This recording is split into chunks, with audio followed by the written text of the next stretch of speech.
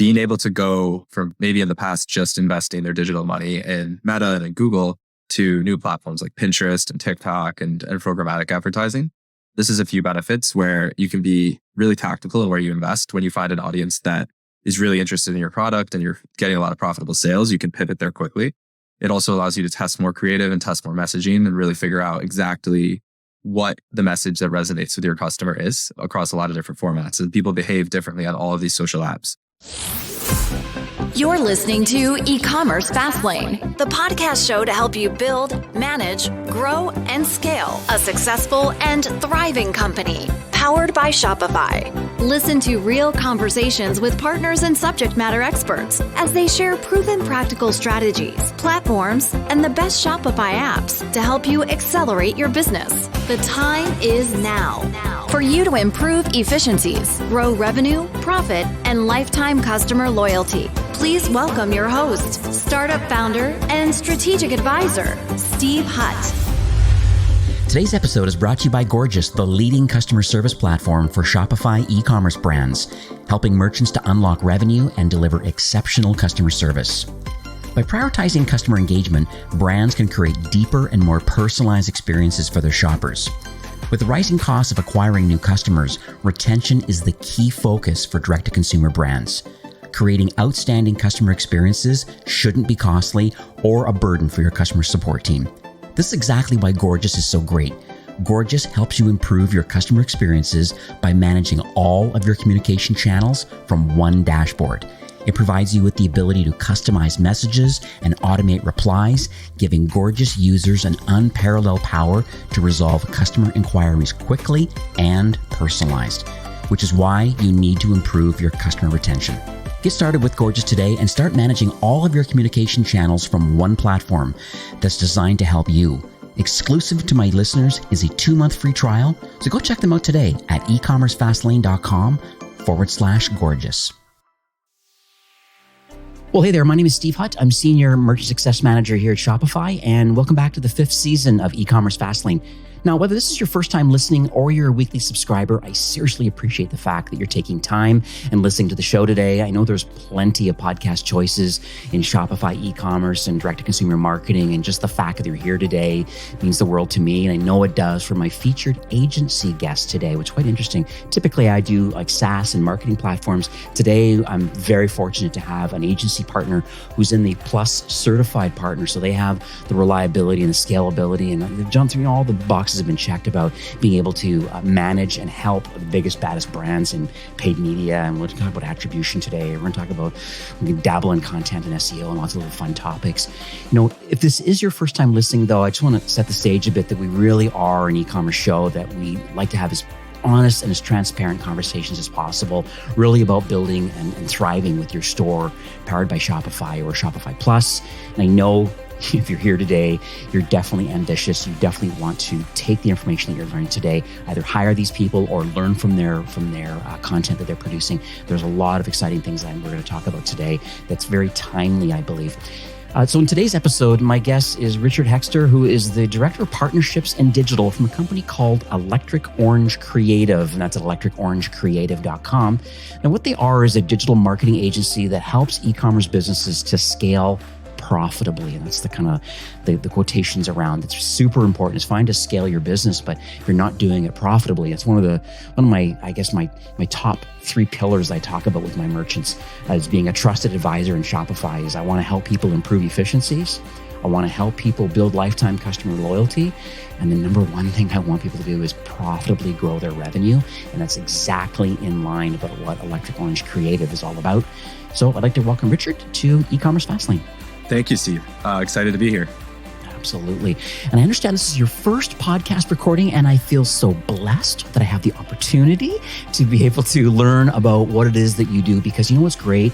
Everybody has a strength. One thing for me, my strength is the fact that I have the opportunity, partners like you, talk about the sort of solutions that you're using today to help direct-to-consumer brands kind of grow and scale.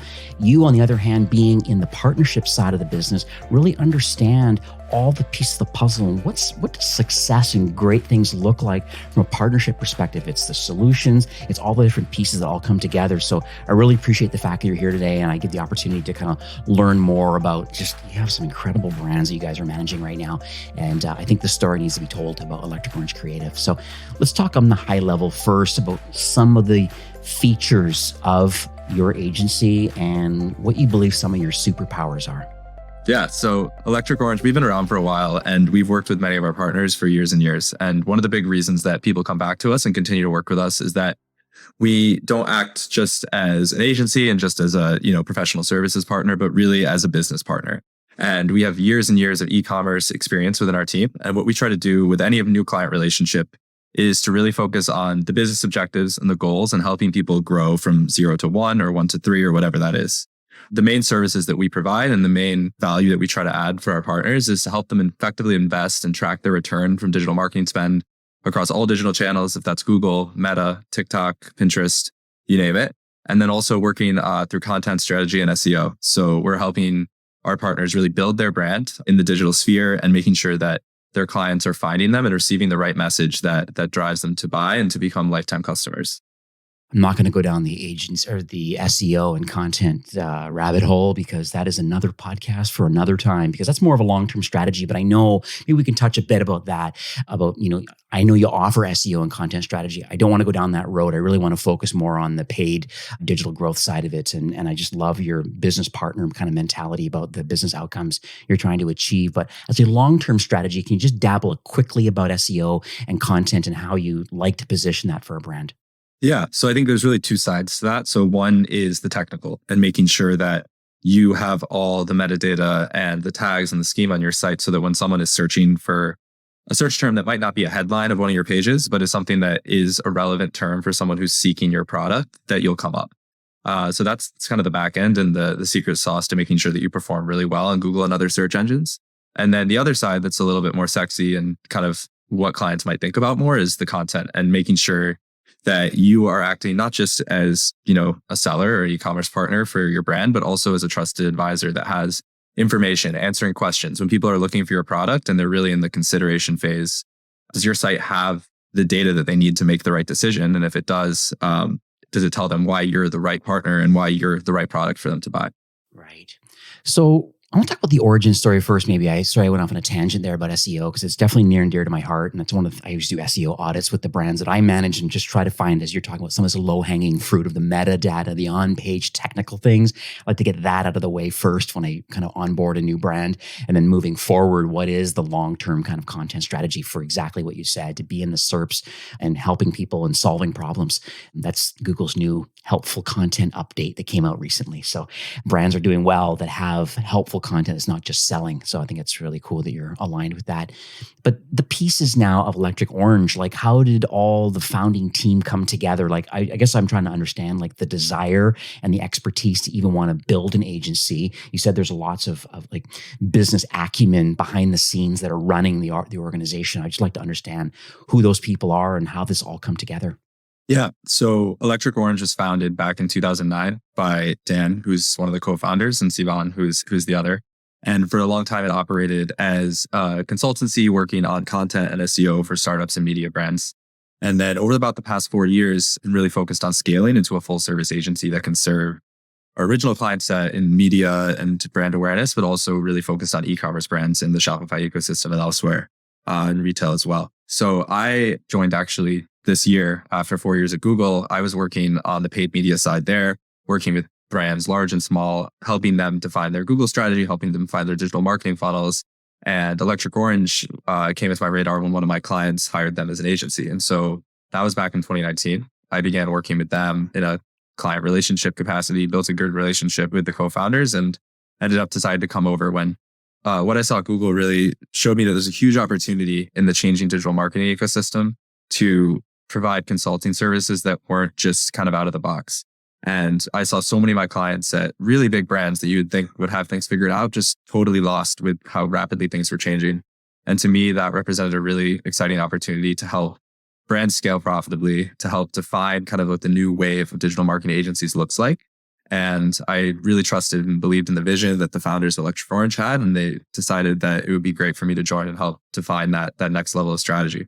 That's why I have you on today. I want to talk about some more tactical things now that's kind of in your realm of experience, is about what's happened with Apple and the iOS 14.5, I believe, is what kind of started all of this. This manually opting in to be tracked, and most people are no, and this kind of cookie apocalypse that's on its way with Google and Chrome and all this craziness, and the benefits of first party data. We can just go down that rabbit hole, I guess, for a minute. But it's just, I'd like to understand, like, from your perspective, like what has this 14.5, this iOS update, how has it impacted Shopify merchants about this performance marketing side of it? If people aren't opting in, I get all this feedback from my merchants that I'm having this silly blended ROAS now, and the cost per acquisition is quite high. It just doesn't seem to be working. And so what do you say to brands like that when this is what they're experiencing? Yeah. So I think one thing that's important to note on this is that it's not that ads just stopped working. That's true. People have not stopped responded to marketing. Yeah. What's changed is that the capabilities that we have to track as, a small e-commerce brand that isn't spending hundreds of thousands on analytics software have changed significantly. In the past, if someone was going across platforms on an iPhone or an Android, it was relatively easy for a Facebook pixel or a TikTok pixel to track a user and then to correctly attribute a conversion. But with the privacy updates that have come from all the big tech companies and from all the platforms, that's become significantly harder. And it's something that everyone's trying to figure out in real time. And so it's the attribution side of things that has become so important, and figuring out how your marketing spend is actually impacting your bottom line, because it's much less clear than it used to be. So if you looked at your Facebook CAC, for example, back in 2018, it might have been 10 times better than it is today. But that doesn't necessarily mean that your Facebook ads are driving 1/10 of the sales than they used to be. So is there anything specific that you're seeing working well? Since you deal with a lot of big brands, maybe we should back up and talk about who are some of the brands that you have and are currently working with today, just to kind of set the stage about, your sweet spot of kind of who you work well with. And then once we know those kind of some of those major players that you deal with, and maybe the complexity and GMV sizes, once we kind of set that stage, I'd like to talk about maybe specific tactics that you're seeing that are working well today. Yeah. So our client set is really diverse. The company was built working with startups, and we love helping founders build their companies. So the base of our clients is still startups, all the way from pre-seed to the Series C level. And we've been working with e-commerce and Shopify merchants that are, doing as little as 5 million revenue all the way up to hundreds of millions. So we have a really wide breadth of clients. And I think for us internally, that's really exciting, because we get to apply some of these really kind of gritty learnings that we get from these fast changing companies to some of our more enterprise brands as well. And on the enterprise side, specifically within the Shopify ecosystem, we're working with Netflix, we're working with Staples in Canada, Giant Tiger, and a few other big retail and e-commerce players that we've become introduced to through Shopify.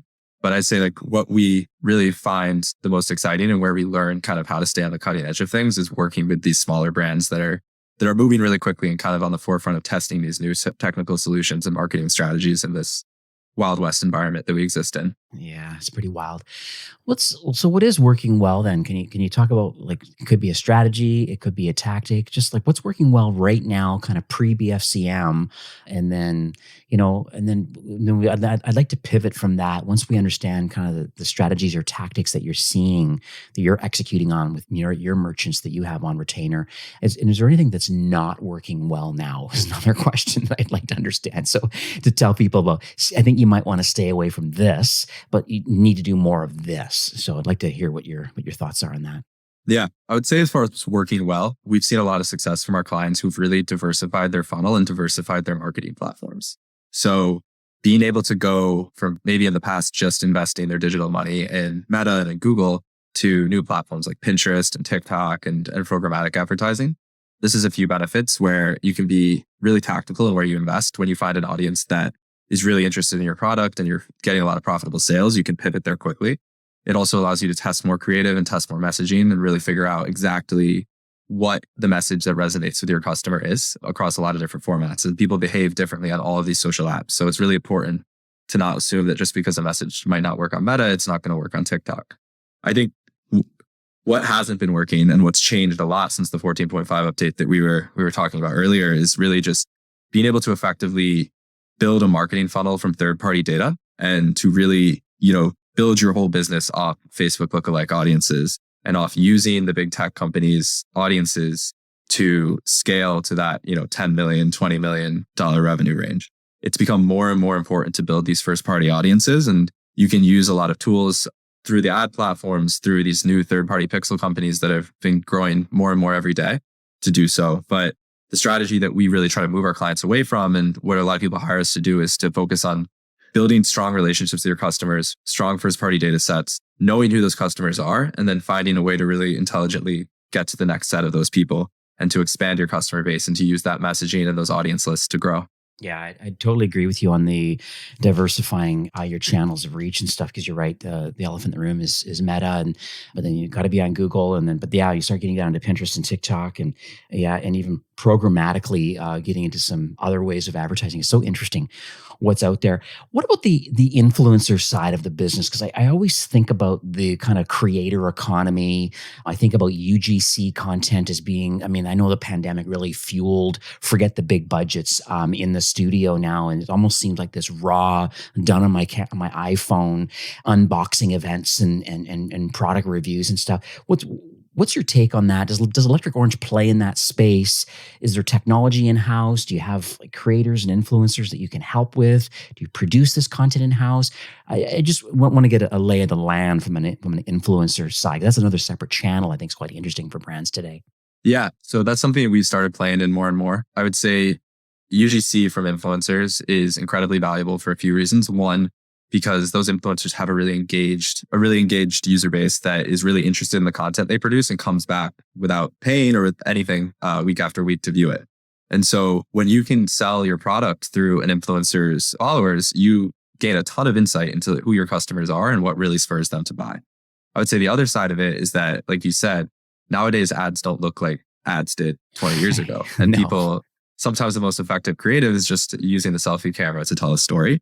And if you can work with an influencer who really believes in your brand and kind of it lines up with the ethos and what you're looking to create and what you're looking to sell, then that helps you get valuable creative that you can use, across your entire marketing funnel and on your site and on your own properties as well. So there's a lot of benefits of working with influencers. It's definitely a new area, and there's a lot that's been changing in that space, but it's something that we're exploring, and some of our most successful clients have found a lot of traction by working with influencers as affiliates, as paid media, and just as paid organic posts. Yeah, and I think Shopify even launched their collabs by Shopify too. So there is ways of getting product out to these influencers now as just kind of a core product. I think it's on the plus side first.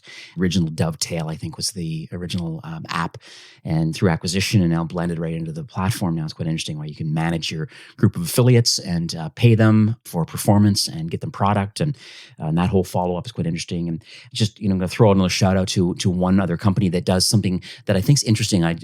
I want to make sure I put this influencer kind of topic to bed, but it's there's one company called Get Caro, which is interesting, and Gatsby is another company. So Caro and Gatsby tend to be doing something very, very unique in the Shopify world. So if you want to diversify, as Richard was talking about, and putting some of your money towards other channels to build your business, then these tools are great because they actually help you understand the social footprint of people that are coming to your site. So if you opt in, let's say through Gatsby, through a pop-up or an exit intent, getting the Instagram handle, getting your phone number, especially Instagram handle, we can understand your social footprint. How big are you? How many followers do you have? And the same thing that happens with Caro, same kind of concept again, where they can look at your order history, current order history, or your current opt-ins, and then do some math dynamically and find out if someone buys from you.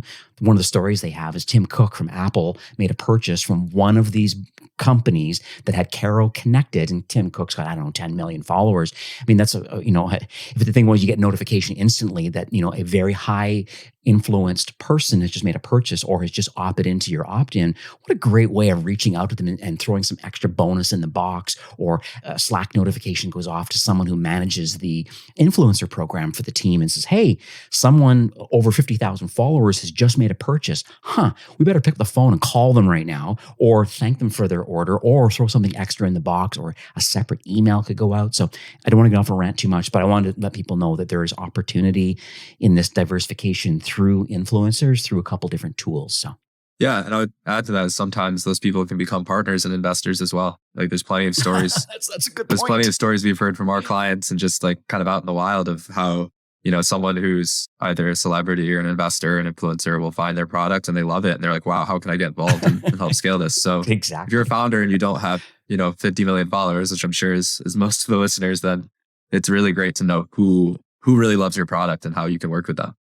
You talked about attribution a little bit ago, and there are some third-party pixels outside of the Meta pixel and Facebook and TikTok pixel. Everyone has their own individual pixels, so they can, give them some kind of attribution numbers to clicks and conversions. But it's also, there's been some benefit of having a third-party pixel. Before I jump into that too much, I want to make sure we set the stage a bit about what, from your perspective, like what is first-party data? And I also want to make sure that we maybe have some extra clarity about what zero-party data is. So I'll let you start off with the first-party data kind of introduction. Yeah. So first-party data, when you're speaking from the brand side, is really data that you own, your own customer list. People who have bought from you, people who have opted in, given you their email, given you their phone number. And this is the data that you have the most capabilities to target with on Google and on these platforms with the elevated privacy restrictions that have come up over the past few years. I think it's really important to make sure you're constantly growing your first party data lists. Yeah, no, that's good. And that, and then that makes a great point is that, so when you have all of this order history and this order data, and then you own it, then you can come up with, I think there's a model called RFM, this recency, frequency, monetization. You start understanding, well, where are my active, my at risk, and my churned customers? When you have this data, you're able to figure out, well, they've made one purchase. Well, statistically, when do they make the next purchase? And there's tools available that can really help you figure out what is typically the next purchase. Like if someone bought product A, statistically, 83% bought this product. Well, I better get a marketing campaign put out to someone before they churn and don't make a second purchase, and recommend, the second purchase. There's a lot of like data tools, and that's where this first party data comes from. It's already in Shopify. It's a matter of how are you executing on it. The zero party data, do you have much experience with that? I have a little bit, but I just want to know if you had anything you wanted to touch about it. So off the record, I've heard zero party data defined a few ways recently. So like, what do you mean by that? Well, for zero party, the thing that I understand more is that, especially when you're asking questions to people, like say through quizzes, and you're understanding what a customer's preferences are. And so I'm a cat person, or I'm this, I'm that, and you can start asking certain questions. And a lot of it is kind of guided selling, and it kind of gets you down the funnel a bit to a product recommendation. But all of the answers along the way in that zero party data is something that's been physically given based on questions. Is typically one way of doing it through a quiz. Like Octane AI, I think, is one of the tools. Yeah, There's tools I know out what you're there. talking about. Yeah. So I'm not sure if that helps a lot, but it's something that's certainly on my radar. Zero party, first party. Now, what about third party? We talked about the third party now. Let's talk about the third party pixels. What's your take on that, and why? Not specifically about what third party pixel is important to have, but like, and what vendors, what's the vendors that are doing this sort of thing, but like, why, from your perspective, is it important outside of the Meta and the TikTok and the Google side? Why should someone potentially have another third party pixel firing? Yeah. So third party pixels, we think, are something that are critically important for brands at almost any scale.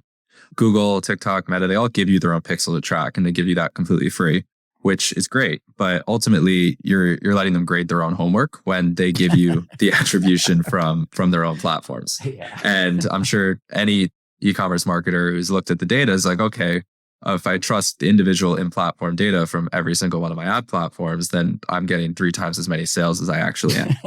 And all of these platforms are biased towards themselves, which is understandable. 100%. And it's just kind of part of how the game works. So the third-party pixels take a little bit of that out of that. And what they do is it's a universal pixel that's placed on your site by one party. And this is a new industry, with a lot of these cookie changes and privacy changes over the past few years. There's been a ton of startups that have grown in this space. Some that we work with are Rockerbox, Triple Whale, Northbeam, and there's more that are coming up every day for different industries. But those are a few of the big D2C and e-commerce ones. The benefit of this is that they track all of your clicks and all of your sales across all your ad platforms, and then use their own proprietary AI systems to try to synthesize that into one place. So you can figure out, like, what was the actual path of a consumer? Did they, see an ad on Instagram and then maybe watch a video on YouTube and then click on Google? Because if that was the case, you might see that sale attributed to all three of those in platform. So that's, I think, an important thing that we see with third-party pixels. It helps you map the customer journey, and it helps you map how many ads, how many impressions, how many clicks happen before someone actually buys. And one, this gives you a better idea of where your money's going and what the most effective platforms are, but it also gives you an idea of how you want to invest and how the top of your funnel is being filled out and how consumers are really finding you and considering you all the way up to the actual purchase. Yeah, and I've had, and I'll put it in the show notes. I've had Rocker Box and Triple Whale on the show. North Beam, not yet, but yeah, it's something to think about. I totally agree. To have this on there, because I think the challenge is I love the word you said, grade your own homework. Never heard that one, but that's so true. Everybody wants to give themselves the best attribution, make themselves look the best. I've even found, even as of late, with GA3, like the regular Universal Analytics, now with this migration to GA4 that they're forcing people to get into. And I'm not sure what the cutoff date is, but it's coming-ish in the new year. It's like I have it running concurrently right now on quite a few brand sites and even on Ecommerce Fastlane, which is a WordPress site. And it's so funny how different, even though the two separate pixels are firing and they're from the same company, that they're actually different. And it's just how they're measuring it from sessions versus visits. And it's just different. And so it's a little bit shocking. So whereas if you get like a third-party pixel and you can start aggregating this data all together into one, gives you like an agency partner, for example, the opportunity to be able to make better decisions and not just having to rely on the first party data from each of the ad platforms. So. Yeah, I think you bring up a good point there too. And there's another huge factor of this that we didn't really discuss, which is it's not just the pixel and where it's being tracked, but it's also how the conversion and the attribution is being modeled.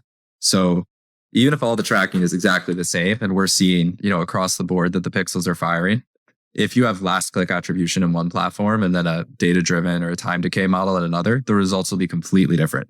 And something that a lot of marketers don't totally notice is that the defaults are very different across these platforms. So if it's not something that you're intentional about setting when you set up your attribution and when you set up your dashboards, then you can find that your data is wildly different, even if the pixels are working properly, because the models that they're relying on are not aligned.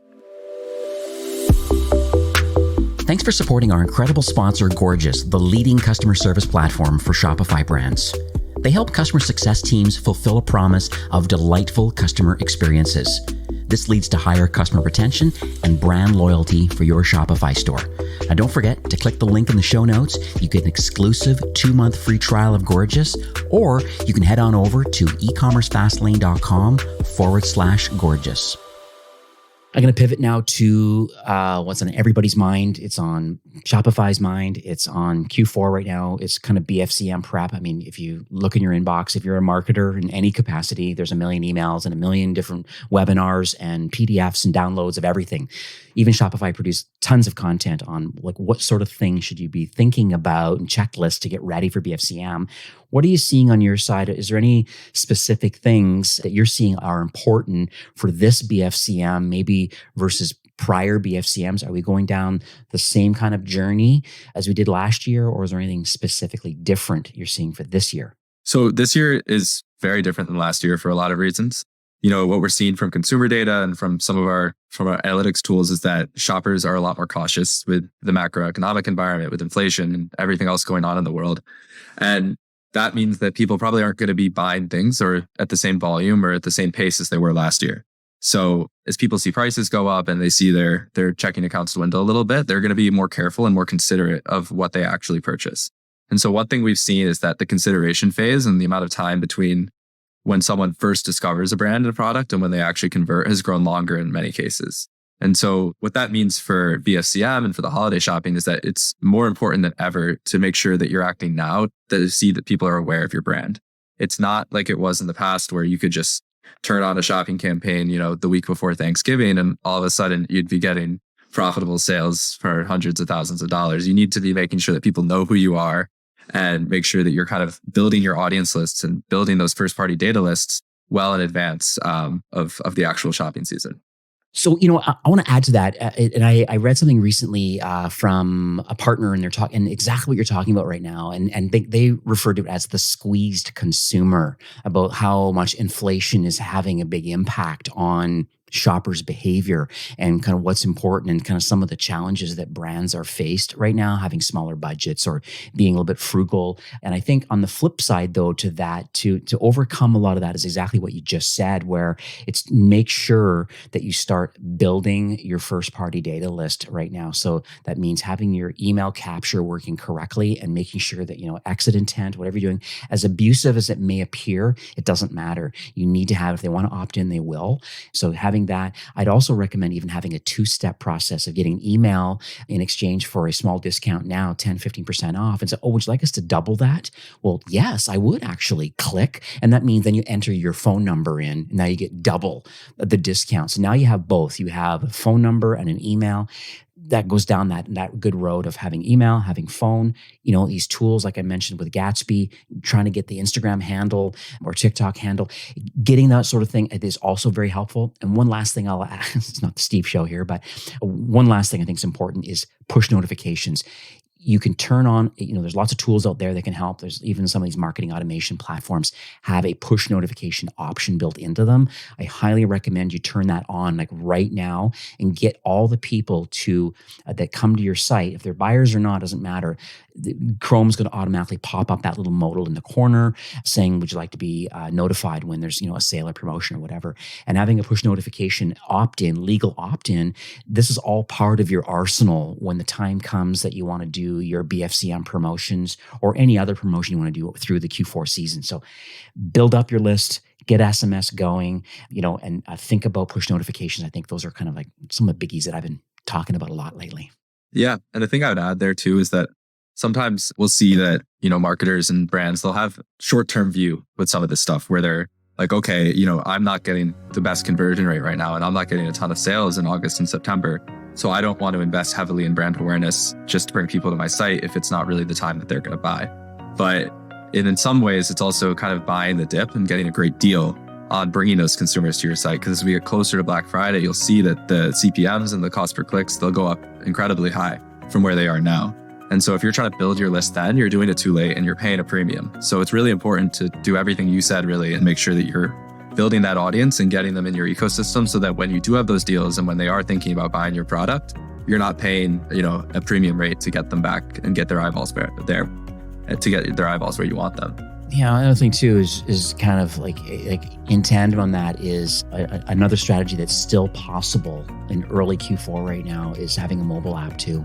Once again, it gives you that VIP treatment, fast, snappy site, push notifications built into a mobile app. It's pretty easy through Plobal or TapCart to be up and running in less than 2 weeks with a really slick mobile solution and give people the opportunity to be able to, to get this, I guess it's called the VIP treatment of having a dedicated app. It just adds a lot of cachet to a brand, knowing you have that, and loyalty can all work all nice and slick from within that. So I digress on I like going down that journey of marketing and I have a lot of things to talk about. Yeah, I think the TLDR of all that is just make sure that you're getting people in your ecosystem and you're reminding them of all your deals and you're not paying to do so. I think it's texts, emails, apps, push notifications. It all leads to the same goal and ultimately the same strategies get you there. Absolutely. I want to pivot to a story. I'm really motivated. I love hearing stories about like just success stories and stuff. Like some failures too are kind of good learnings too, right? But I just would love to understand, as someone who's, taken you on retainer, you've done some work for them. I don't want to put you on the spot here, but it'd be great to understand at Electric Orange, like, hey, they didn't have you, they had a problem, whatever the marketing was, they decided to take you on, and you executed some kind of strategies with them, and maybe what it looked like on the other side by executing whatever it is that you were working on, if there's anything notable that you can think of from the top of your head. Yeah, I mean, there's a ton of stories. I would say this year has been really interesting, right? Because last year, everyone was kind of high on, people having a lot of extra money and being at home and shopping online a lot. And it was really easy to scale. Yeah. And so you could kind of, throw anything at the wall and it would work pretty well. And so this year has been the year of reflection and being strategic. And so for us, like when we look at a lot of our clients in 2022, it's like if we can maintain and grow on 2021 sales, that's a huge win. And I'm sure as you talk to people and looking at the brands in your ecosystem, you've seen those same struggles and kind of that trend. So one that came to mind that I thought was really interesting was a baby product. So a brand that we work with that is something that you would buy, when you have a newborn. And they had been doing incredibly well in 2020 and 2021. And we're starting to see the sales plateau at the end of last year coming into this year. And so one thing we were thinking about and the way we were looking at it is like, how can we expand our audiences? As I'm sure you're aware, advertising to new parents is incredibly expensive. It's incredibly crowded. There's so many players in the space. And it's important to make sure that you're differentiating yourself from every other product there. And so we took a step back and looked at some other audiences, and we actually built out a set for them where instead of just bidding on age sets of new parents and people who had recently had a child, we started going older and looking at their parents and newly minted grandparents. And we found that demographic was incredibly profitable for them and incredibly engaged buyers, because when you think about it, it makes a ton of sense, right? If you just had a kid, you're probably not online shopping all the time. You're, trying to take naps and change diapers and keep your house clean. And so your parents are the ones who are doing some of the heavy lifting for you and making sure that you have everything you need to take care of your child. And so that was an example of something we did where we had to think outside the box to really help our clients grow and maintain beyond the 2021 sales rush. And it's something that by expanding to those older demographics and the immediate family outside of just the parents, we were able to help this brand continue to expand and launch new products and scale from the great place they've already been at. Well, it's lovely. Thanks for sharing that. I know you couldn't give away the secret sauce of kind of who the brand is, but you definitely have a lot of notable brands that you've done a lot of great work for. And I appreciate some of the privacy around that, but it's nice to see the upside. That's very cool. I guess in closing, for today, I just would like to understand maybe the future for Electric Orange. I don't know if there's anything specifically you can talk about where the agency is headed. We talked about a lot of things today about, your content and SEO strategies and things that you have certainly available. Your paid digital media side of the business is kind of like, is your superpower, especially in partnership with a lot of these third-party pixels and truly being a business partner. But, barring all of that, like where else do you see Electric Orange as a company headed kind of into next year, into 23, 24? Yeah. What's exciting for us, and I think the biggest part of our roadmap, is that we don't totally know where everything is going, right? There's so much that's changing in the digital marketing landscape. Yeah. And our goal is to just continue to stay on top of that. So we're investing in the best technology and the best talent to make sure that our partners have access to all of that, and that we're growing brands with what works today and not what worked 6 months ago or 3 years ago. And we're never resting on our laurels or being confident because of something that's been successful in the past. I think anyone who's been in marketing for any amount of time knows that that's kind of a fool's errand. And so our mission and our goal is to always just stay on top of everything that we can, make sure we have the best partners and that we're working with the most innovative brands and driving success for them in a month-to-month, day-to-day way. And never getting comfortable and always looking at the new solutions that we can bring on. Yeah, you're preaching to the choir here. That's kind of why I have this podcast, because there's always something new and exciting. It's not shiny object syndrome, but I really like to understand kind of what's out there, what's working and why. And so I kind of like to ask these kind of questions, and just appreciate your honesty and your transparency about kind of what, Electric Orange is doing. I just think this is cool. It's really cool what you guys are up to. And, it's very clear that there's some really big brands that have made the choice and are current on retainer with you. I think it's fabulous that you're doing some excellent work. Where do you want to send people if someone's thinking that, hey, you know what, I like what Richard has to say. I like what Electric Orange is all about. Maybe they've gone to the website, electricorangecreative.com.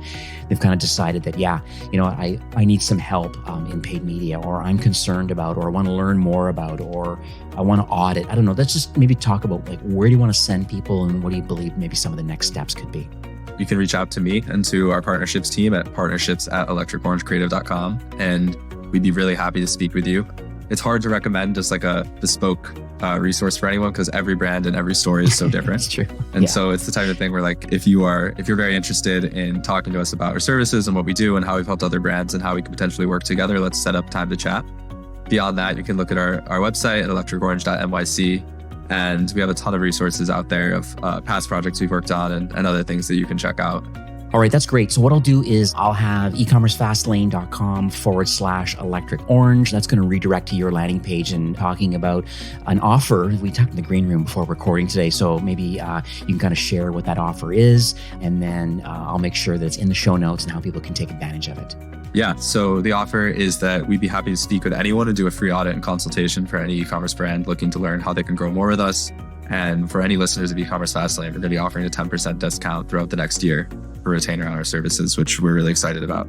Perfect. So lots of services available. I'll link all this up in the show notes, everything from SEO to content to migrations. You're not on Shopify or looking to pivot and migrate over. And then obviously your paid digital side of the business. And then you mentioned programmatic opportunities, truly being a business partner. And I think that's some of the takeaways that I get today is that it sounds like you and the leadership team are all very focused on intentionally educating brands, saying, hey, we really want to be a partner with you and we want to collaborate with you and we want to make sure that we drive the ROI, maximum ROI for your brand as being a business partner and understanding, diversifying your marketing mix, all these great things. I think you're spot on. This is exactly the kind of message that I'm sharing with my book of business and stuff like that. So thank you, Richard, for coming on the show today and transparently sharing. I really appreciate that. It's refreshing in this space for someone to be open and honest kind of what they're working on. And hopefully we can get some people into your lead pipeline, and hopefully those that are not quite ready, they've learned something today about what maybe they could work on for BFCM. So thanks again for coming on the show. Yeah, thank you so much for having me. It's been a great conversation, and we'd love to do it again soon. All right, sounds good. Have a great afternoon. Well, that's it for today's episode. I'd like to thank you personally for being a loyal listener of Ecommerce Fastlane. It's my hope that this podcast is offering you a ton of value through growth strategies, tactics, and exclusive insider tips on the best Shopify apps and marketing platforms, all with my personal goal to help you build, manage, grow, and scale a successful and thriving company powered by Shopify. Thanks for investing some time today and listening to the show. I'm so proud and excited that you have a growth mindset and are a constant learner. I truly appreciate you and your entrepreneurial journey. Enjoy the rest of the week and keep thriving with Shopify.